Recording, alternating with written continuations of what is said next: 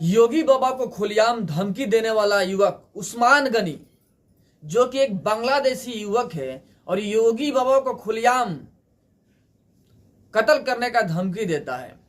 वह समझता है कि योगी बाबा कुछ करेंगे नहीं, लेकिन उसको पता ही नहीं है कि उत्तर प्रदेश योगी आदित्यनाथ की सरकार है और योगी आदित्यनाथ, योगी बाबा किसी को छोड़ते नहीं है।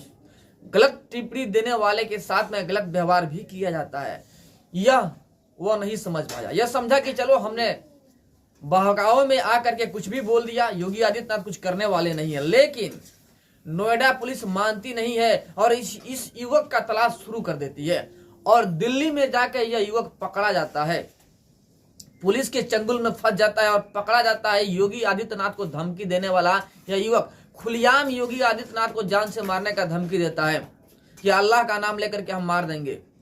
देखिए कितना इनके अंदर खौफ पैदा करने का जुनून सवार है कि योगी आदित्यनाथ को जान से मारने का धमकी देता है। यह युवक मूल रूप से बांग्लादेश का है और बॉर्डर पार करके बांग्लादेश से हिंदुस्तान में आया था और योगी आदित्यनाथ को सीधे ट्रैक पे लेते हुए जान से मारने का धमकी दे देता है।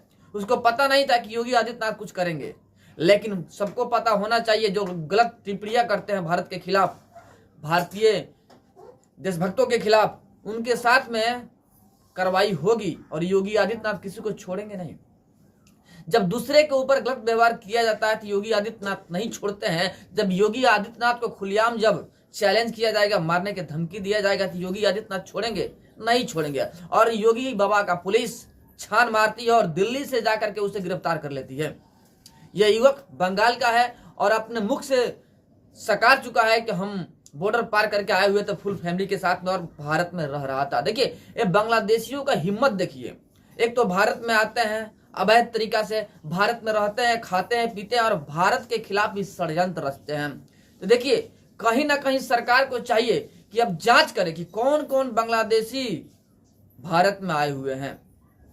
उन सभी बांग्लादेशियों को वोटर लिस्ट में नाम है कि क्या है, कि कैसे इनका वोटर लिस्ट में नाम हुआ है, इन सभी का जांच होना बेहद जरूरी है। जांच करते हुए जो जो बांग्लादेशी हैं उसे बांग्लादेश खदेड़ना जरूरी है, क्योंकि ये लोग भारत में दंगा फैलाने के लिए आए हुए हैं और भारत में दंगा फैला रहे हैं। इन लोगों के ऊपर कार्रवाई होनी चाहिए।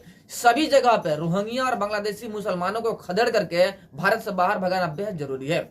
इसमें सभी संगठन, सभी पार्टी को एक साथ होकर के बोलना चाहिए, क्योंकि ये लोग किसी को भी जान से मार सकते हैं, क्योंकि भारत में दंगा फैलाने के लिए ही भारत में आए हैं। भारत के ही खाएंगे, भारत के ही थाली में छेद करेंगे।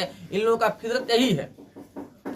तो सरकार को चाहिए ऐसा कमेटी बनाए जो जांच करे, जांच पड़ताल करे और पता करे कि कौन कौन लोग कितने दिन से भारत में रह रहे हैं, या बांग्लादेशी हैं या रोहिंग्या है, कौन से हैं। बांग्लादेशी और रोहिंग्या मुसलमानों को खदेड़ करके भारत से बाहर भेजना होगा, तब जाकर के भारत बचेगा। वरना वह दिन समय नहीं, दूर नहीं है जब बांग्लादेश जैसा हालात भारत में होने लगे। इससे पहले सरकार को सचेत हो जाना चाहिए और इन जैसे लोगों के ऊपर कार्रवाई करना चाहिए, ताकि ये लोग ऐसा टेरर फैलाए नहीं भारत में। चलिए, योगी बाबा को धमकी देने वाला गिरफ्तार हो चुका है, बट आप लोग की क्या रोहिंग्या मुसलमान और बांग्लादेशी मुसलमानों को भारत से खदेड़ कर बाहर भेजना चाहिए कि नहीं, कमेंट में जरूर बताइएगा।